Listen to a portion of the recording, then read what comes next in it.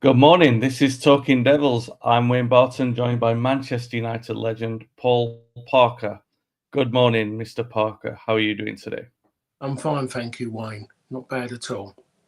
Good stuff. If you heard the trial run that we did earlier, my apologies for that. Obviously, I had a little dig at Mr. Dave Murphy, who normally joins us on the Monday morning podcasts, and the stream went corrupt. And I can only presume that the Irishman that Dave had working on my internet installation obviously had some kind of um, trigger in there. Whenever I mention Dave's name, if it's anything negative, then the whole system goes kaput. Well, that's Dave for you. Yeah, no Dave today. I'm joined by Paul to talk about the game against Liverpool and his new book, tackling the game, my life in football, which I was privileged to work on. But let's talk about Sunderland and Liverpool. Let's talk about Liverpool really. Sunderland a long time ago now in the consciousness, routine win. Shesko getting another goal, a clean sheet. Everyone knows those kind of results and performances, though. It's never about them. It's about what we can do in consistency. It just turns out that the next game is Liverpool.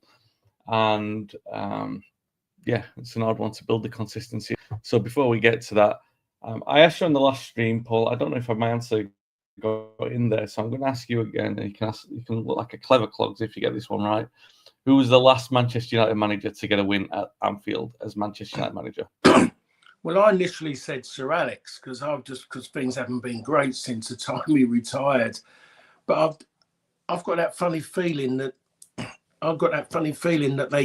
they've had that win, and I think it was reasonably early, is what we can say after Sir Alex. So I'm thinking it must be something like a few of them. Definitely not David Moyes, because he just never was ever going to win a game at Old Trafford. Sorry, at Anfield. He struggles with Everton. So I'd have to say LVG. Yep, you're right. In fact, Van Gaal won both of his league games at Anfield. First of all, you'll remember the 2014-2015 when Mata scored 2 goals. One of them was a bicycle kick. In fact, I'm pretty sure that was the game where Steven Gerrard played his last United-Liverpool game, and he was sent off after like 30 seconds, came on at half-time, did a scathing tackle, and then went straight off. And then we won the season after. I think Rooney scored in from a corner. Yeah. Those are the 2 wins. But ever since then, there have been some heavy defeats, which we won't care to mention. Some pretty heavy ones. I remember there was, in fact, I'll mention one quickly. We lost 4-0 against them in the blue and white kit. Here we go with Jason. I think you're right, 2015. 2015 was Wanfield, but the last win there was 2016. So you are right in terms of the last win there. The 4-0 win, when I think it was under Rangnick, and we brought on Phil Jones, and everyone was taking the mick a little bit, and with it in right, and everyone was having a proper dig and saying this is as low as it gets for United. And then we win the League Cup, and we're thinking, we're back. And then the following week, lose 7 at Anfield, which we won't go over. And there've been some stingers since, but then ever since then, we've had a couple of decent results. I think we got a draw under Ten Hag in his second trip there, and we drew there last year, and really could have won because we played really well. As we were adapting to Amram's new system. They're in a poor run of form themselves. Paul, I mean, this is a really tricky one. I remember early on in Mourinho's reign, and we'd had a good run of results, and he went to Anfield and he parked the bus, and it was like, oh, well, this is what he does in big games. And you kind of thought, well, that's a means to an end, but it was very early sign that he just didn't get what United were about.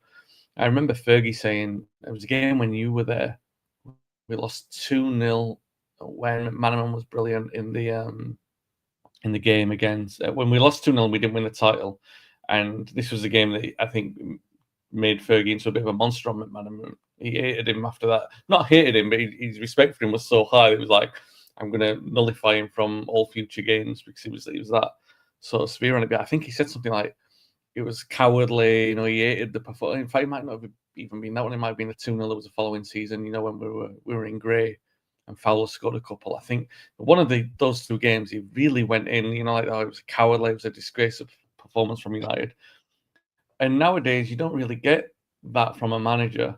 You just get the sort of self-pity, this is the worst United team in a generation. But it tells you about the standards then, because, I mean, it tells you a lot about Fergie for a start. Say you're at the top of the tree and I'm gonna cut you down.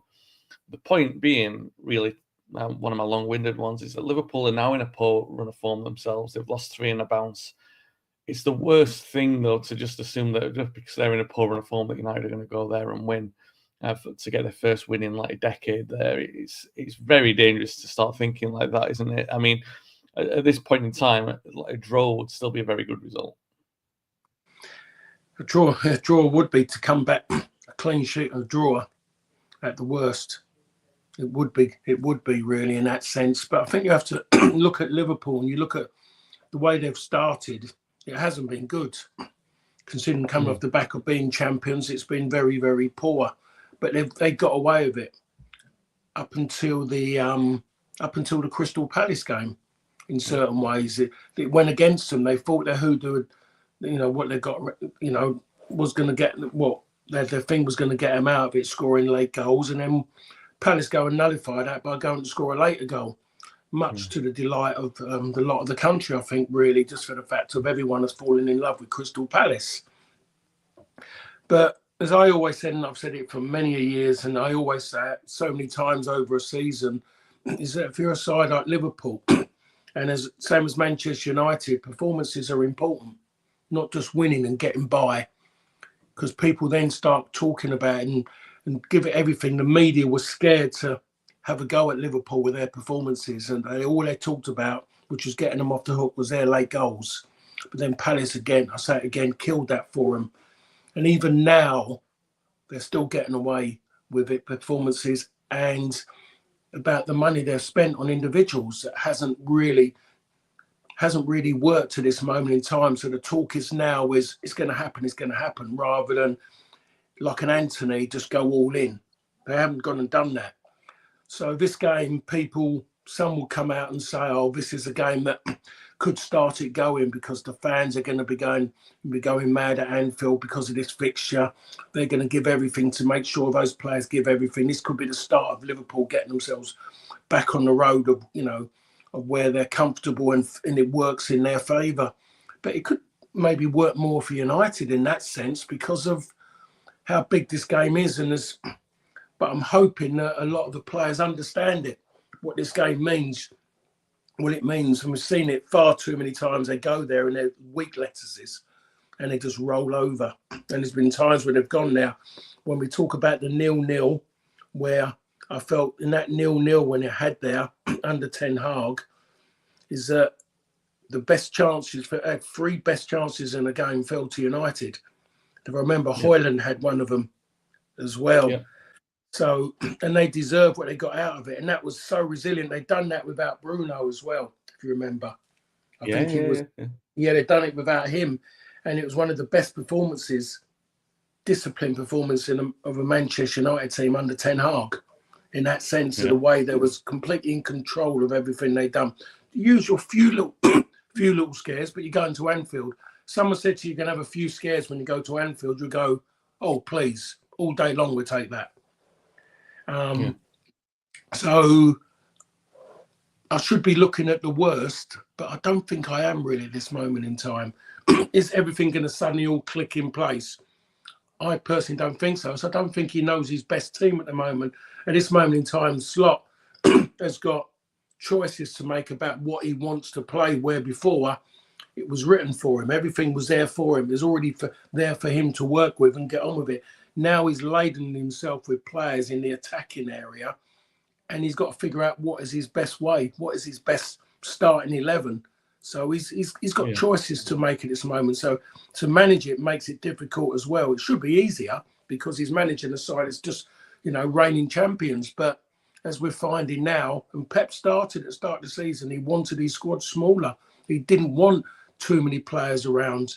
And for me, that's always been the way football is. Football is football. It's not NFL where you have another squad sitting there, because you get in football, people get round and get get a little bit angry sitting around. Their egos are hurt, and sometimes football can be played with just 16, 17 players. Yeah, it's a strange one how they've avoided a lot of criticism. I mean, you probably have Liverpool fans will saying the knives are out for their players, but in terms of general press, I mean, again, and I'm saying this from a United perspective, so very well maybe biased, but I see a lot of criticism for Šeško. I see a lot for Cunha because he's not scored. Even Mbeumo, even though he's been really impressive, like there's a lot of criticism for him as well, and it does make me think. They were the title winners. I've got to admit that once they signed Isaac, and they'd already bought enough players that had me convinced that they'd win the title. But then once he signed him, I thought, well, probably win the title and maybe a couple of cups. Could well win the domestic treble, could well win the European Cup. I mean, the Champions League is always a difficult one to sort of gauge until the last 8 because, you've got the European teams, you're never quite sure how well they're doing. Like PSG sort of turned into a late runner last season and were really good towards the end of the competition. You thought, oh, God, that's a team now.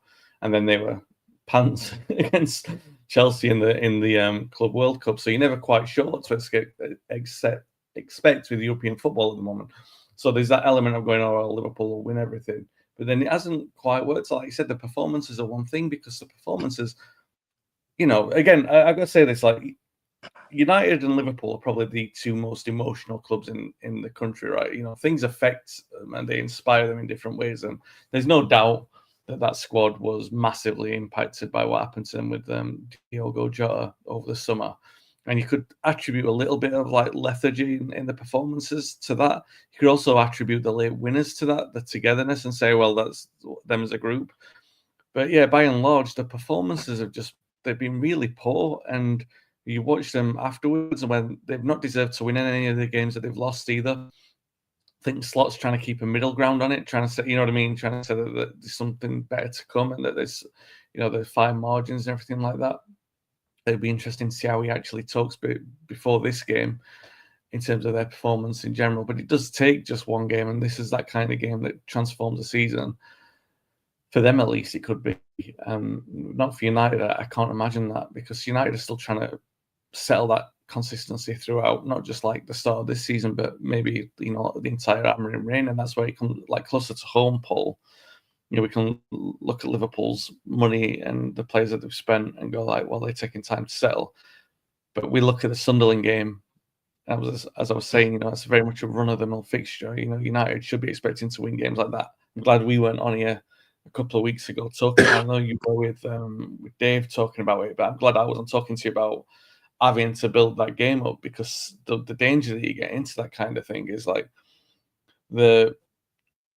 you start saying, oh, well, 2-0 against Sunderland's a great result. And Sunderland, I know we were saying in the week before, they could come to Old Trafford and win. It doesn't make it a massively great result, and it doesn't make it a massively great performance.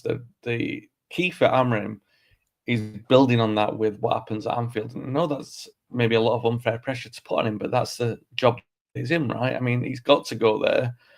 This, if we're talking about titles and building towards winning titles or fighting for titles, then these are the kind of games that you've got to go there and say, well, this is proof that it's all coming together. And we've just not seen that over a couple of games, which seems mad to think about, that the standards are that low at the moment that we would accept that. But this is the situation that we're in. Do you feel that that's a just summary of where we are with United, that it's very much about building that consistency? Well, yeah, that's the most important thing. What he just has to, at this moment, he's got to win games of football. I don't think I've ever said it before with anybody, with any manager, really, because I just believe in performances just breed confidence in everybody, everyone involved in football. It breeds confidence, and he just hasn't had those behind him. He just hasn't had results to take something from and to talk about. He's never been in that position to sit there and just someone actually say to him, well, you're winning games, but performances have been poor, though. He's never had that, because he's never had the win to bounce off, to use as an excuse, well, we won, come out and say that old adage, oh, a win's a win. He's never been able to really do that. So at this moment in time, he needs that. And, when you read, when what Mr. Radcliffe is saying about him, we talk, he's looking at Sir Alex when he first arrived and the time it took him to do it. Great. I love hearing all that. That's true. But everyone talks about Arteta and about how long it's taken him. I think really it was about whether or not when they was going to open up and give him a load of money to go and spend. So now he's got that. Now he's under more pressure than what he was maybe 4 years ago when he first went into that job. But I look at the whole thing about, he needs time, but Sir Alex was winning games in that time. He was, still winning games of football. He wasn't what everyone was expecting, what they wanted. They wanted more, but he still was winning games. So it made maybe the chairman at the time, Martin Edwards' job, made it easier because he was still getting wins behind him. Not always the best performance, some fortunate results, some poor performances, some great performances and not wins. All those kind of things all come into mind. But it boils down to it. The manager, he's got to win games of football, and then that's when he can start talking, and then he's got to build from there. And if you're Manchester United, consistency is key of everything. You don't get beaten. You don't, because you lose one game, you get it. You lose 2 games on the bounce, you'll get it in quadruple, and it goes on until 8 and whatever goes on 6, more than anyone else. And why do you sit at home, Wayne, and I sit at home and I'm watching every sports program and they've got someone sitting there and they flip from about Liverpool and then they go to Arsenal about them winning the league. But the bigger story is always about why Manchester United are so poor. That is always the biggest story in every little clip or any little whatever they do before they go to. Manchester United gets a mention. So that's where the story lies. And at this moment in time, the media are desperate for Manchester United to get better. They want them to get better because they want to see them in competition, because they need them as a yardstick for anyone else who is battling, because they have to, whoever's up there has to beat a great Manchester United team for everyone to jump on them. Yeah, no, that's a fair point. And as someone who just admitted his bias, obviously, completely agree with you. I mean, but it does make a lot of sense, and that's the conundrum for Amorim at the moment, is to just, like I said, build wins, and the individual results and the performance. Like we used to, how long were we saying that? It's about performances. We were saying it under Solskjaer. We were saying it under Ten Hag. We want to see performances here. That's what we want to see. Like after there was a long run under Ten Hag where we were getting the results, and it's like, no, we want to start to see performances now. And then we saw the trophy win, and then the 7-0, at Anfield, where we got mercilessly put to the sword. And I mean, this is the thing now, because he's not had the results and he's not had the performances, all the speculation is on. I mean, it's not really deterred by 2-0 win over Sunderland. And if he loses and loses heavily, all that pressure is going to be back on. I don't know if it's helped any by Ratcliffe coming out and saying, he's there for 3 years, or like, we're backing him for that period of time, because he can say that all he wants, and we can all buy into the theory of that. But let's say we get a heavy defeat on Sunday, which isn't, they could click and rip us to shreds, which is infinitely more likely than us clicking and ripping them to shreds. But you never know. Stranger things have happened than United going there and winning 3-0.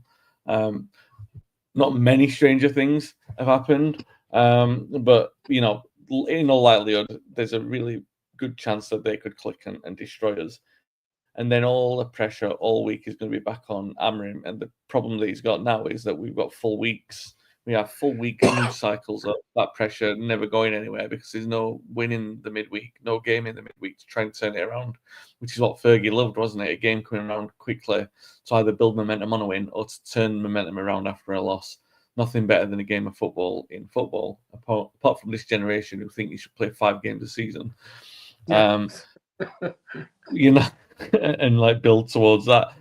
But I mean, that's the issue, right? I mean, as well as Ratcliffe spoke, and as much conviction as we all want to believe that he has in that,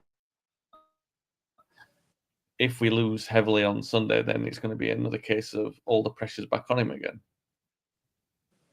Yeah, I mean, it does. It's just it's back on. There's no other way around it, and because it's Liverpool, adding Liverpool to the mix as well, it makes the story even bigger about losing that game and being back to square one again, pre Sunderland and pre Brentford and whatever. It does, the story, it doesn't change really. It's just there. He knows it. He knows it now. He had an idea, a very good idea when he came across what he'd let himself into for, and now he knows it. He's mostly never done so many interviews ever. Even though during his good times when it was going well with him, for him maybe at Braga and then with Sporting Lisbon, winning the league, and he's never done so many interviews and been put under so much pressure. I just don't think there is. I mean, our media now used to have a go at Italian media. They used to talk about the way they are at that given time when Italian football was strong in the 80s. But now it's gone the other way now, because if you're going to boast about and talk about having the best league in the world, and you're going out spending a load of money and all these players coming from everywhere all over the world, then everything that comes with it is going to be there. It's going to be scrutinised, and that's what it is now. Every player scrutinised. All I had to worry about was what happened on a Sunday after a game on a Saturday, was what was in the news of the world, the the Sunday Mirror, or the Daily Mirror, Sunday Mirror, Daily Mirror, Sunday Mirror, and the People. Yeah, the Sunday People. That's all you're worried about. But then, depending who the reporter was, sometimes you could get a 5, and other times you get a 7. So whatever one was a better one, that's the one you highlighted all the time. Football, you can't hide from anything now. Even people who don't watch football, who mostly sit indoors playing dominoes with each other, will have an opinion on Manchester United and their performances. So that is football, and it depends on not if you want to read about it. I don't enjoy reading about things that people say about Manchester United after games. It's not good, their opinions, and sometimes you feel like you just want to question them and just say where they're getting that from, what gives them, why are they saying it, but you don't get involved in it really, because you're never going to win that way. But he knows that he believes that in certain ways, as much as he can trust it, that he's backed by the people who employed him. But maybe when he got that backing, and then maybe he could have asked them, well, why didn't you help me from the start and give me what I wanted from the start, rather than leaving what countless people have had before and knowing that it wasn't good enough, because it doesn't last. And when you talk about consistency, when you use that word consistency, you need consistency from the people within as well. And we know a lot of those people within haven't shown consistency under previous managers.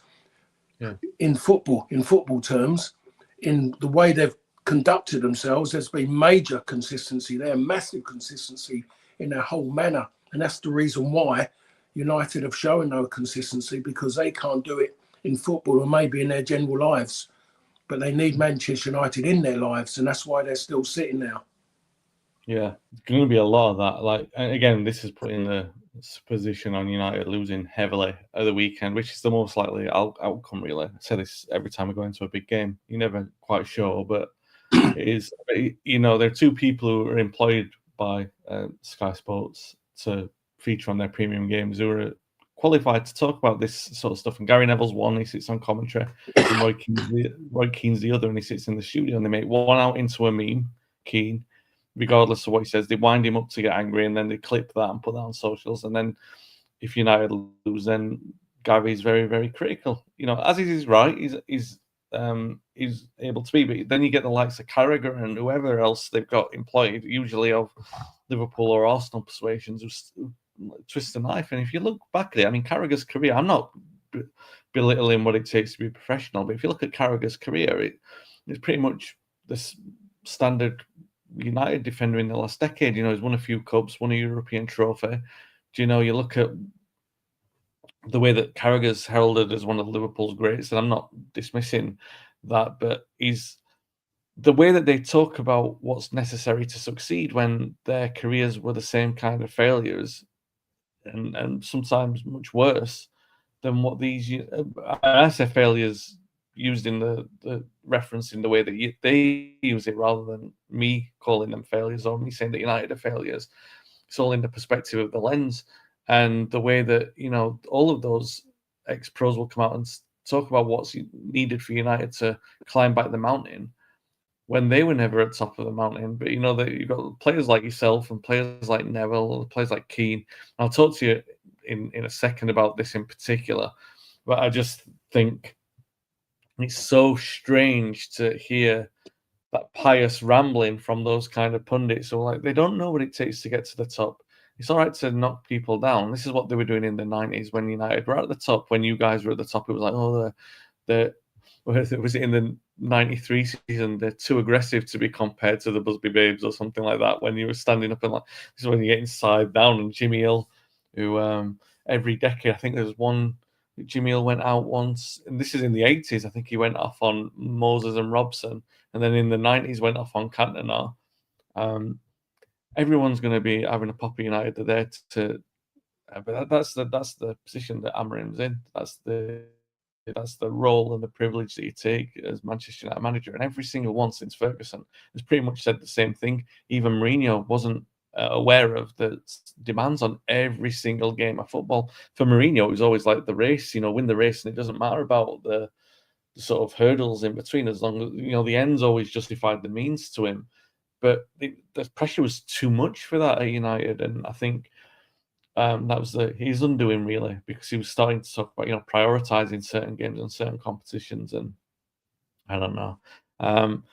The big thing I would say, though, going into this game is that Amorim showed boldness, didn't he? He showed a lot of bravery in the last game by swapping the goalkeeper, because not so much for that game, because that's the easy game to do it, but knowing that he's going to have a decision to make this time round, because he said that game was rotation, but he can't drop the goalkeeper now. As young as he is, he's got to keep Lomans in for the game at Anfield, and that's a big call, right? Yeah, I think he could have made that call a bit earlier.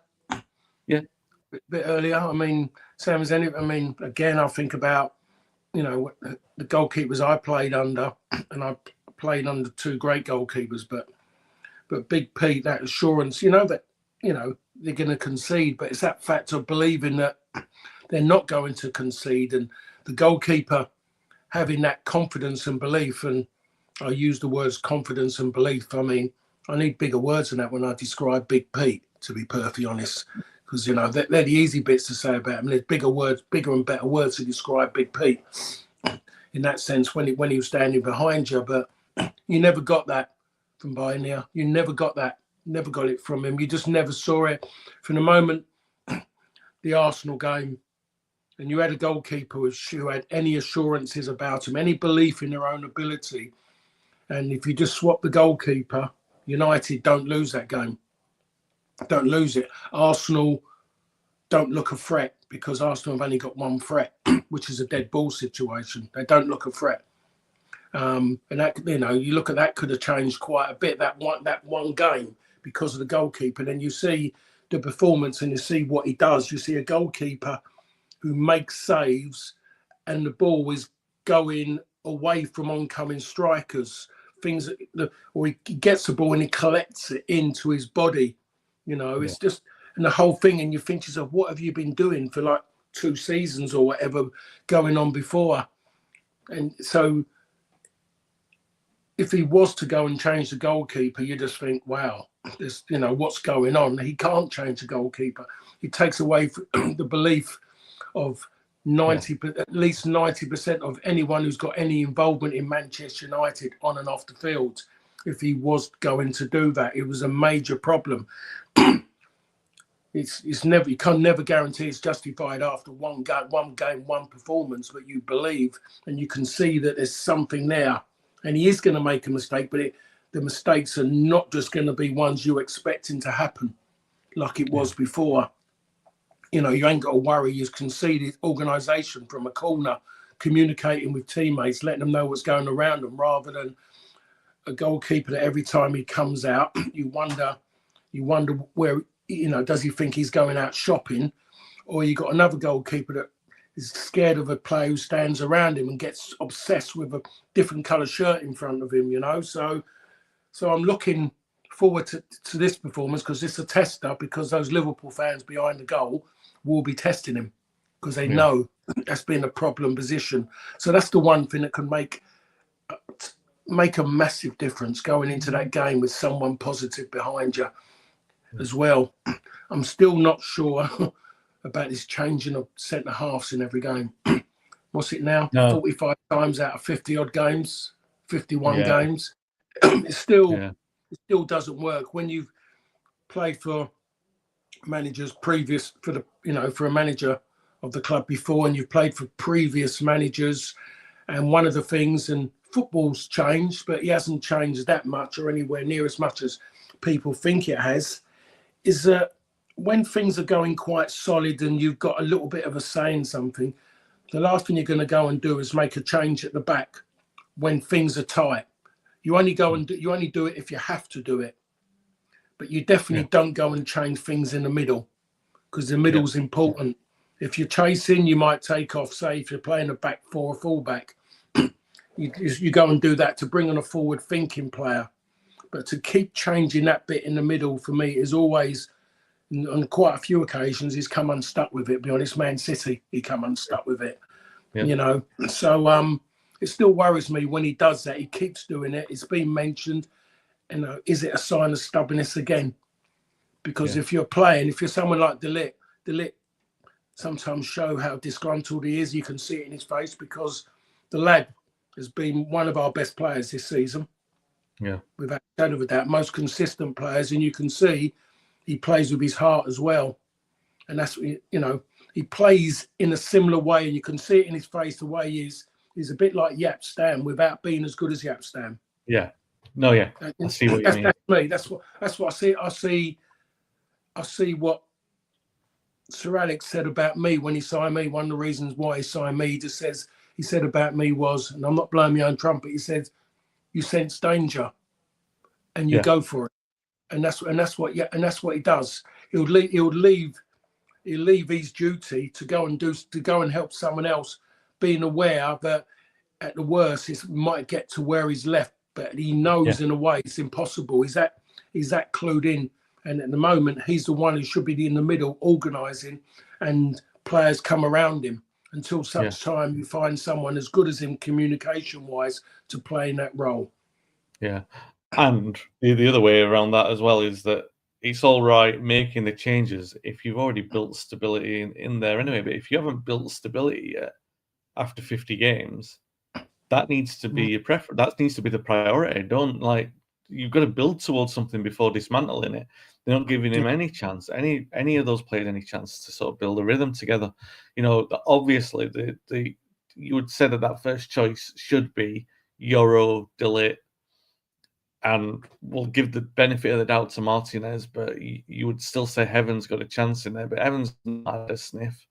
But those should be the four that you're sort of working on. And it's Luke Shaw and Harry Maguire getting the same games. And look, I don't want to dig out players, but you've got a big fear if those players are in the team on Sunday night. And also the same way that,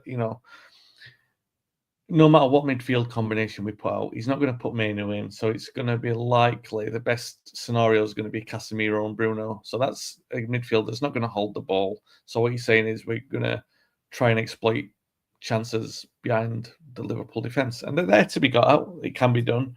I just don't see it as a very effective strategy in a game like this, in any of the Premier League games, to be honest. And that I even think that Sunderland cottoned onto it quite early on. Their manager made a change in the first half, and it was pretty even after that against Sunderland. And we all thought that Sunderland, if they had been a bit clever from the start, if they'd been a bit cuter, they might have got a result. But they were so open in that first 30 minutes.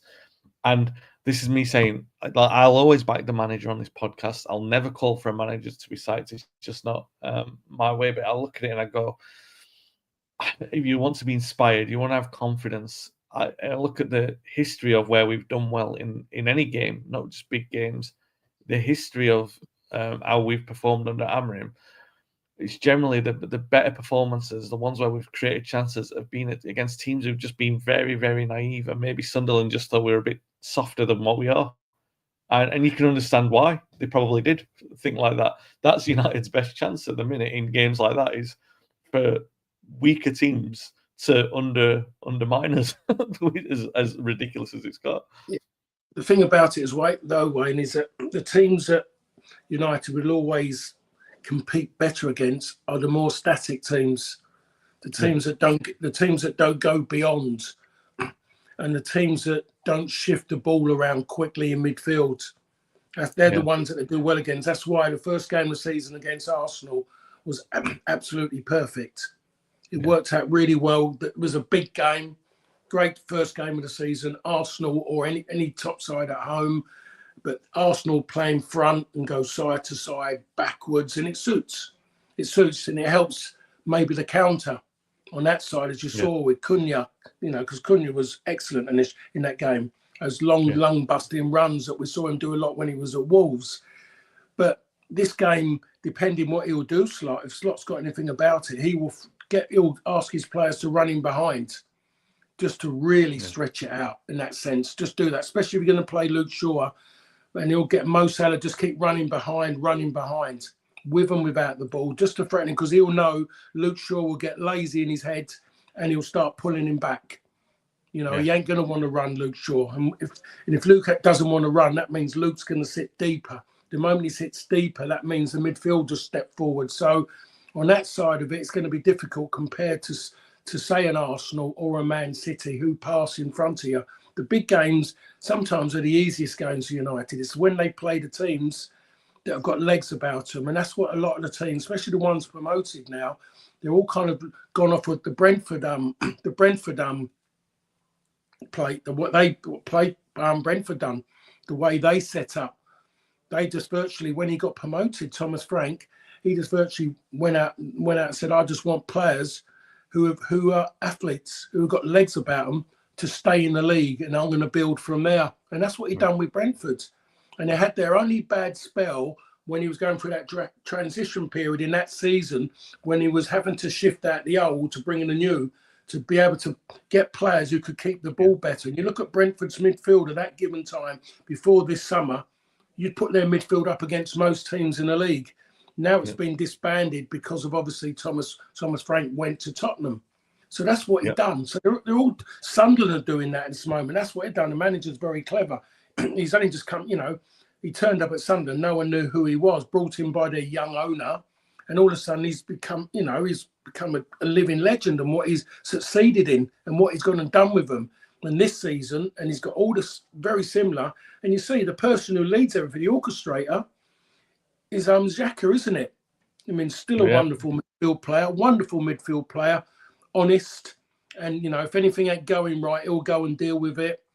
And it works. It does work. Brentford are organised by Jordan Henderson. Dare I say it, Jordan Henderson looks to me a better player than what I ever thought he was, because I'm seeing things at Brentford which I never saw at Liverpool. I thought he had it easy, and which he did, because he had quality all around. At Brentford, he's having to work harder physically and mentally, because he's been brought there for a reason, and at the moment he's delivering. I can't believe I said that, but it's a fact.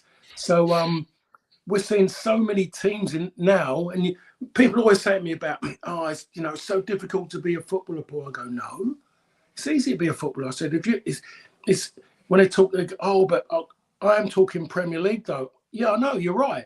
It's much easier now, because what you do is they'll go out and they'll see someone who's an athlete, greyhound kind of body shape, athlete, good runner, can see energy levels, wants to run around, and you'll see a Paul Gascoigne, a Peter Beardsley, and a Chris Waddle. You give them the ball and they're going bing, bing, bing, look, doing everything, and they'll go with the athlete 9 times out of 10, because the way these clubs play with their systems, there's more, they can make him into a footballer rather than make the 3 I mentioned, make them into athletes.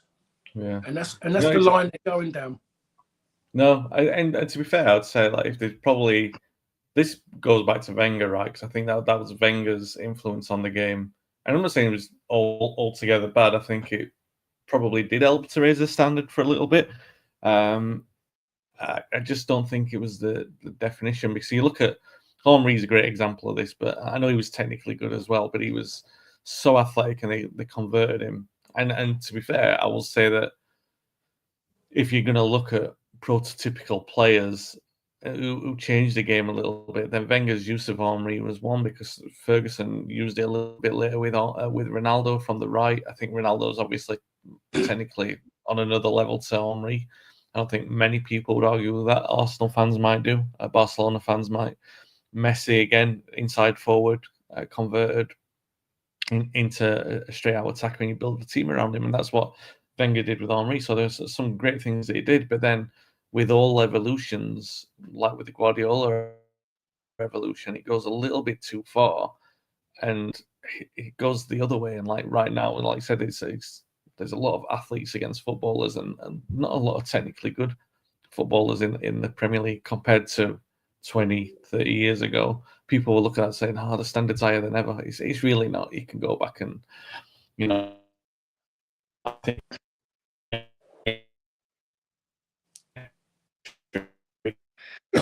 you can analyze tactics and everything like that. Anyway, so it's United's 100th game at Anfield on Sunday.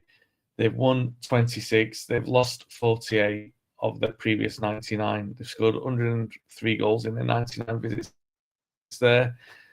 It's the 200th meeting. 200th both teams, and we've won 83 to 72. 51 of those have been drawn. And I think Paul's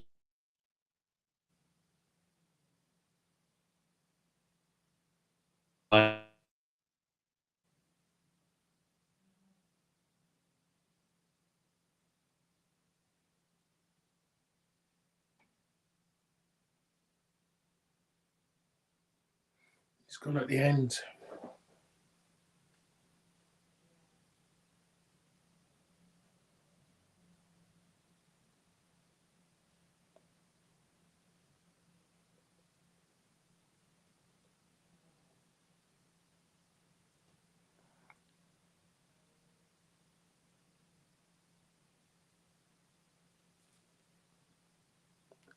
I'm back.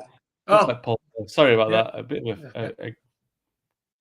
a glitch in the feed. So it cut us out there for a second. I was just talking about the stats of this game. So Liverpool at Anfield, we've played. This will be our 100th game at Anfield. We've won 26. We've lost 48.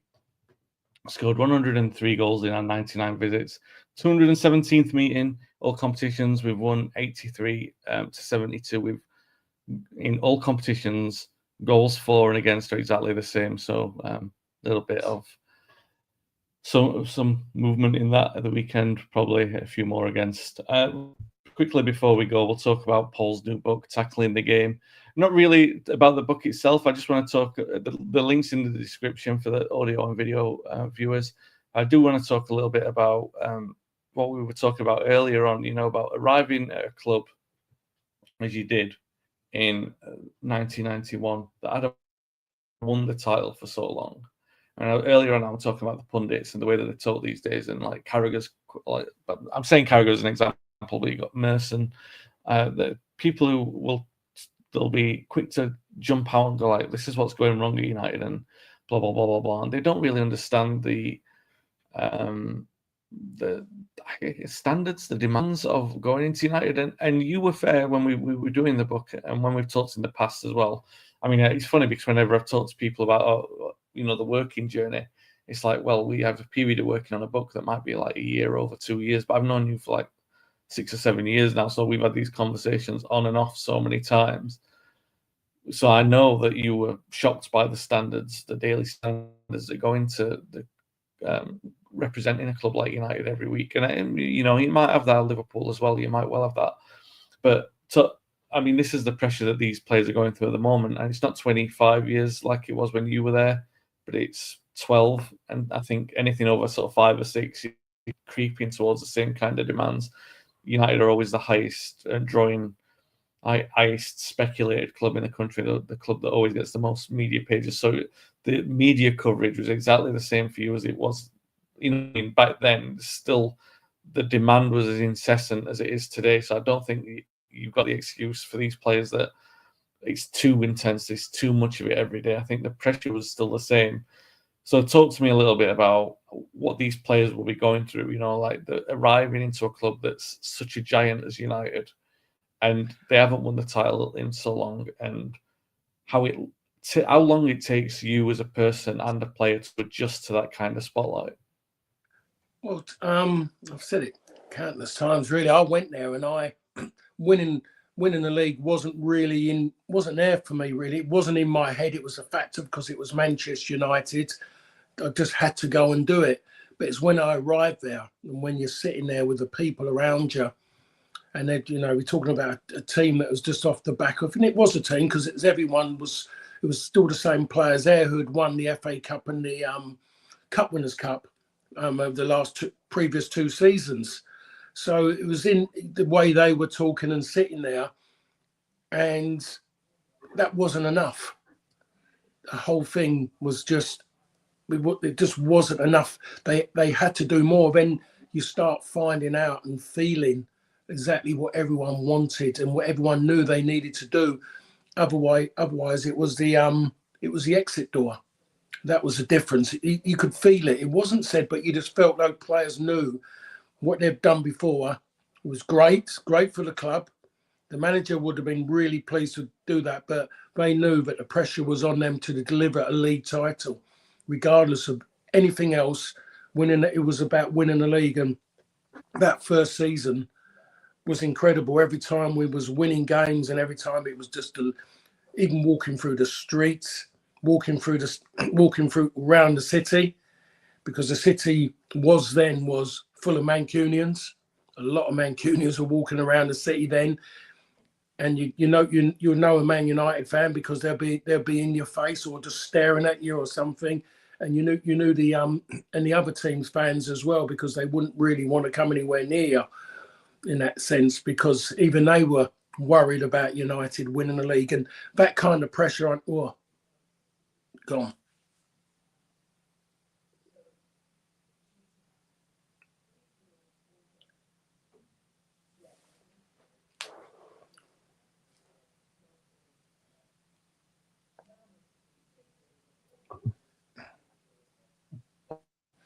You there? There again. Yeah, Wayne. Sorry about that, guys. Yeah, I'm here. Sorry about that, guys. Yep, I'm back. Oh, you're back, right? A pop at Dave on the earlier stream, so I think that's what it is. Yeah, I'm not going to push it anymore on that. Thanks to Paul for his time. Good time to cut before I get cut again.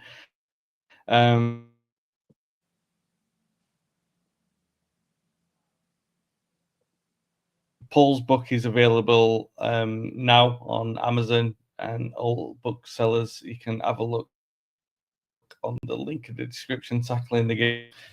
I'm going to be doing media over the next couple of weeks as well to promote the book. I will be back next week to the more reliable stream to talk about Anfield. We'll be talking about consistent. Have a great week, guys. Thanks for listening and thanks for watching.